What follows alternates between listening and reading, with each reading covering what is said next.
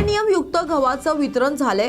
जर हा गहू घातक असेल तर राज्य शासनाने जनतेच्या आरोग्याशी खेळणं थांबवलं पाहिजे आणि वितरित केलेला गहू राज्य शासनाने जप्त केला पाहिजे अशी मागणी शिवसेना ठाकरे गटाच्या नेत्या जयश्री शेळके यांनी केली आहे।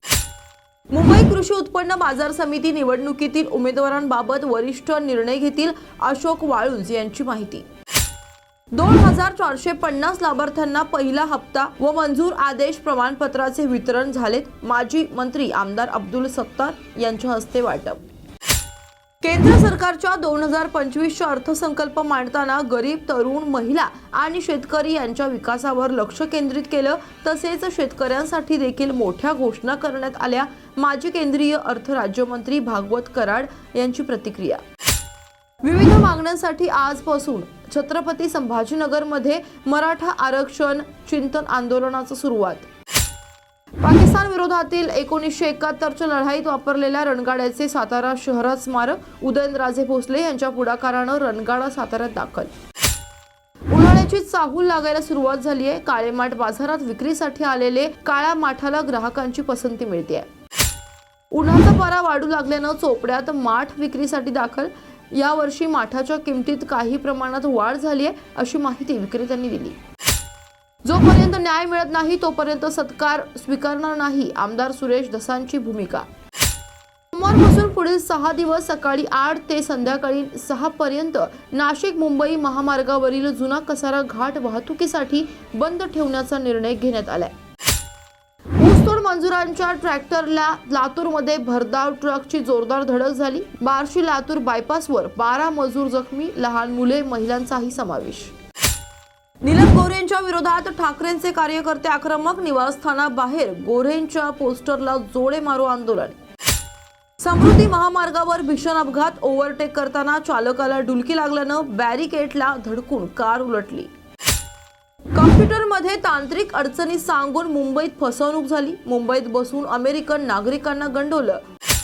सोयाबीन खाद्यतेलाच्या 8 लोखंडी टाक्या ठेवलेल्या होत्या। या प्रकरणी पिंपळनेर पोलीस ठाण्यात गुन्हा दाखल करण्यात आल्यानंतर जिल्ह्यात अलर्ट देण्यात आलाय। गोवा राज्यातील कमी किमतीत विदेशी मद्य आणून त्याचे रिसायकलिंग करून विक्री करणाऱ्या रॅकेटचा पर्दाफाश करण्यात आला। यवतमाळ राज्य उत्पादन शुल्क विभागाच्या पथकानं सदरची कारवाई केली असून या कारवाईत सुमारे 20 लाख रुपयांचा मद्यसाठा हस्तगत करण्यात आला। लसूण टोमॅटोचे दर घसरले। नारायणगाव बाजारात टोमॅटोला कवडीमोल भाव, लसणाचे दर 400 ने खाली घसरले। संगमनेरच्या घारगावात महावितरण कार्यालयाला शेतकऱ्यांचा घेराव। शेतकऱ्यांना सुरळीत वीज पुरवठा करण्याच्या मागणीस्तव 2 तास तणावाचं वातावरण घारगावमध्ये पाहायला मिळालं। अभिनेता रोहन पाटीलनं आज शिर्डीतल्या साईबाबांच्या समाधीचं दर्शन घेतलं। श्री साईबाबा संस्थानच्या वतीनं त्याचा सत्कारही करण्यात आला। प्रतिवर्षाप्रमाणे याही वर्षी राष्ट्रीय संत गाडगेबाबा यांची 149वी जयंती डेबूजी परीड समाज आणि गुरु शिष्य परिवाराच्या वतीनं साजरी करण्यात आली। अमरधाम स्मशानभूमीमध्ये रक्तदान शिबिराचं आयोजन यावेळी करण्यात आलं। संत गाडगेबाबा अमरावती विद्यापीठाचा 41वा दीक्षांत समारंभ आज पार पडला। चोपडात मशीनच्या सहाय्याने हरभरा काढणीला सुरुवात झाली आहे, परंतु गेल्या वर्षापेक्षा यावर्षी हरभऱ्याला कमी भाव मिळत असल्याने शेतकरी चिंतेत सापडलाय। नागपूरच्या क्रिकेट प्रेमींमध्ये मोठा उत्साह। भारत पाकिस्तान सामन्याच्या पार्श्वभूमीवर होम हवन करण्यात आलं। विराट कोहली, रोहित शर्मासह इतर भारतीय खेळाडूंचे फोटो घेऊन क्रिकेट समर्थक पूजेला बसले। प्रसिद्ध सिने अभिनेत्री उर्मिला मातोंडकर साईचरणी लीन। दर्शनानंतर त्यांचा श्री साईबाबा संस्थानच्या वतीनं मुख्य कार्यकारी अधिकारी गोरक्षक गाडीलकर यांनी सत्कार केला। मुंबई कृषी उत्पन्न बाजार समितीच्या उपसभापती व सभापती पदाची प्रतीक्षा संपली। सोमवारी 24 फेब्रुवारीला पार पडणार निवडणूक। हमाल मापाडी कायदा लागू करण्याच्या मागणीसाठी हमाल मापाडी कामगारांनी केला रास्ता रोको। यावेळी या आंदोलनामध्ये शेकडोच्या संख्येनं हमाल मापाडी कामगार सहभागी झाल्याचं बघावयास मिळालं। जालना बीड रेल्वे मार्गाबाबत देखील आम्ही आवाज उठवणार असल्याचे रेल्वे कृती समितीचे पदाधिकारी म्हणाले। अहिल्यानगरचे काँग्रेसचे जिल्हाप्रमुख किरण काळेंचा शिवसेना ठाकरे गटात पक्षप्रवेश।